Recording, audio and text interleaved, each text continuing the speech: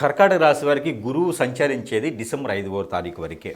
తర్వాత కర్కాటక రాశికి 12వ స్థానానికి వస్తాడు. మళ్ళీ గురువు వెనకంజలోకి వెళ్ళిపోతున్నాడు. మిథున రాశిలోకి వచ్చేస్తాడు.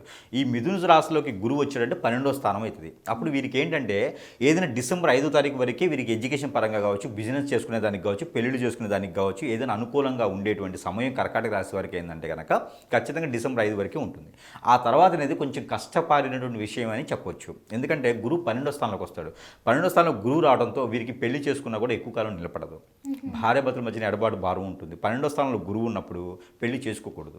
వీరికి మూఢ్యం కింద లెక్క వస్తుంది. కాబట్టి వీరు రానున్నటువంటి జూన్ జూలై వరకు కూడా ఈ కర్కాటక రాశి వారు పెళ్లి కానీ శుభకార్యాలు కానీ చేసుకోకపోవడం మంచిది.